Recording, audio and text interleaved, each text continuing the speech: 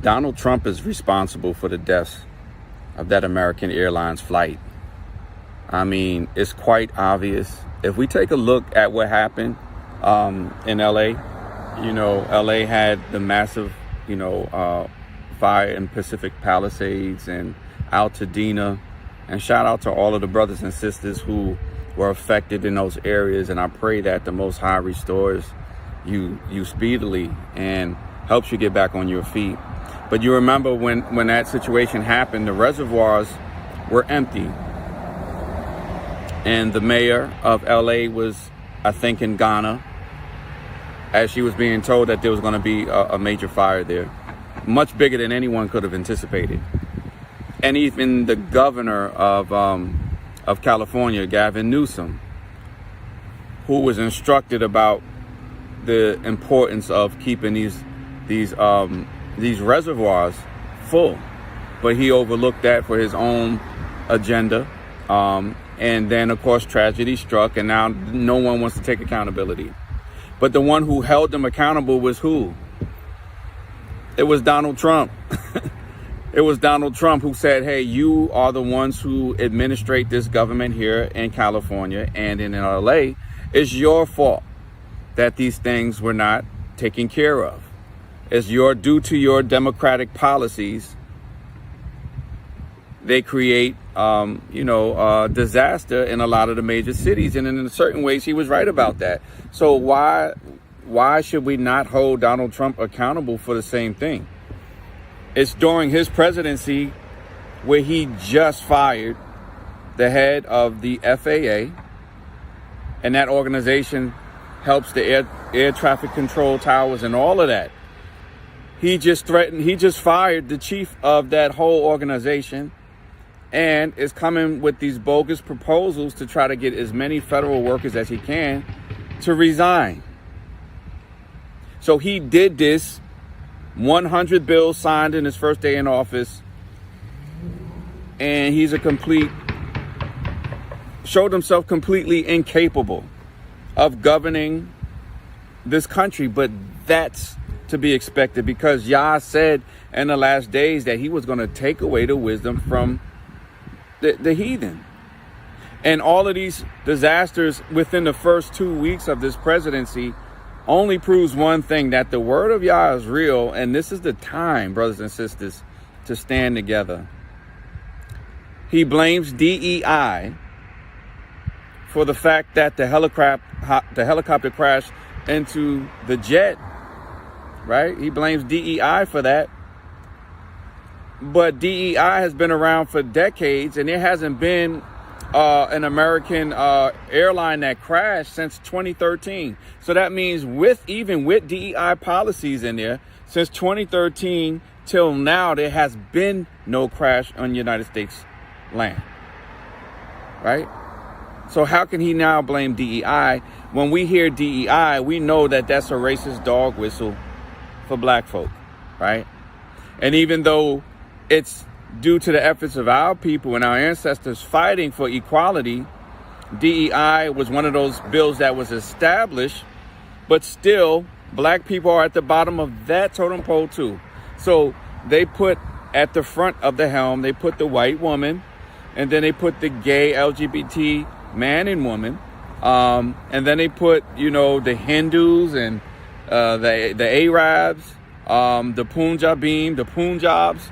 They put all of them ahead of us, and the Hispanics, they put them up there, and black folk is dead last.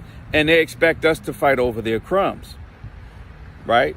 So when we hear DEI, we know statistically the majority of DEI jobs and careers were white women. They benefited the most for our blood, sweat, and tears, right? But the intent, it's like actually a spell. And I want y'all to get familiar with these things. Like when you hear these things that are blatant disregards for reality, it's not that Donald Trump doesn't know that he's responsible, nor his government. They all know he is, but they're going to continue to gaslight us. And that gaslighting is actually a spell. So when you think of gaslighting, I want you to think a little bit deeper. I want y'all to think spiritually and connect the dots to understand that this is really all about putting spells over the minds and the hearts of the people. But it's the word of God and the spirit of Yah that actually gives us insight to discern when someone is trying to use witchcraft against us, when someone is trying to manipulate, dominate, or dominate us, or intimidate us. All of those are the three hallmarks of witchcraft, which Donald Trump does well. Okay, so nonetheless, before they could even pull the people, their bodies and their family, retrieve their loved ones who passed away in this crash, he blames black folk. But yet goes around to all the nations and says America is first. But guess what? The Most High God, he said that those who are first shall be last. And then he says the last shall be first. So you want to put yourself out there, and all of the rednecks and that racist contingency that voted him in for their racist ideologies to actually tighten the noose around the black community, you know, ostracize the black community, oppress us again, take away our rights. Actually, we see that quite the opposite is happening. The more they do this, we all see, family, brothers and sisters, we all see the truth. America's falling. So the more they come at us, the more the Heavenly Father is actually bringing down their kingdom. And it ain't no coming back after this one. This is the last one. This is the last, you know, spinning around the block for white America. And then they have destroyed all of their allies, the relationships with all their allies. Canada now is at odds with Trump. Mexico is at odds with Trump. So that means no one really has the backs of the United States government anymore. But that's not our concern. Because the same way we were brought here was by the hand of the Most High, we're going to be delivered out of here by the hand of the Most High. So these people, they're going to be fighting themselves like cats and dogs for the next 4 years. Or, you know what I'm saying? That's their fight. So now let us stand firm in the word. Let us, you know, help and elevate each other. And that's what another thing I want to talk about. The sister Tabitha Brown, who had a skincare company, right? And we all know Target said they're eliminating, as well as Walmart, DEI hire and programming, right? To carry black products in their stores and teach equality amongst their hiring, right? They're doing away with that. And so now us as a people, we got to make adjustments. But the reason why I'm bringing this up is because Tabitha Brown, when asked about this, she made a statement saying, hey, we still basically should be shopping at Target and we should still be shopping at Walmart because there are black products there. But see, and she was kind of, you know, I can understand her hurt. And a lot of business owners, they put time, energy, and sacrifice into what they have. But she said this and pretty much said that we need to continue to patronize these groups who outwardly and blatantly saying they don't want us. They hate us. They don't want our money. They don't want our business. You never beg people to take your money. You never beg a business to take your money. These were lessons I was taught from my father when I was young. And he said, if they don't respect you, when you walk into a store, if they don't attend to you, if they don't greet you, if they're not willing to serve you, keep your money in your pocket and walk out. So we now have to understand that it's greater than any one of us. And it's sad that the sister's business, you know, Target, she was saying we need to go there to support them. But before she could blink an eye, Target done put her stuff on clearance with 50 to 70% off all her products. So she was saying, hey, we need to still go there and support these things. But that very same day or the next day after, Target slashed her stuff. And then she has no smoke for Target. So we got to get out of the habit of allowing other people to attack the black community, even if it's one of our own, when we're actually taking steps, the right steps to do what we have to do to be self-sufficient. So those who don't have many options other than to shop at a Walmart or a Target, I can understand that. But those who do, man, let's not give our money to people who clearly don't like us and hate us. Because the more we practice that, in due season and in time, because we are an ingenuity, and our people, we are inventive. The more we start to move away from these people, the faster we're going to actually start to support our own businesses. The more we're going to be able to pull away from this beast system to actually do for self and patronize one another.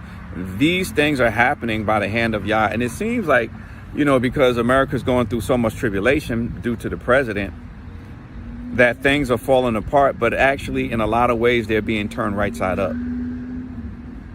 We've been living and used to living upside down.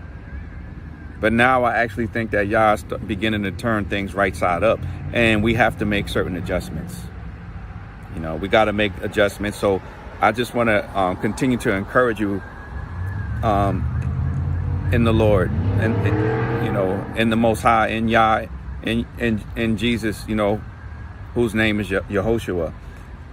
This is a critical hour for us, and the world stops going around when we pull ourselves out of it. Every nationality is emulating us, especially here, right? It's us who drive the culture. It's us who invent the inventions. We're more than just gifted at sports and entertainment, but we are the #1 scientists and creators and inventors.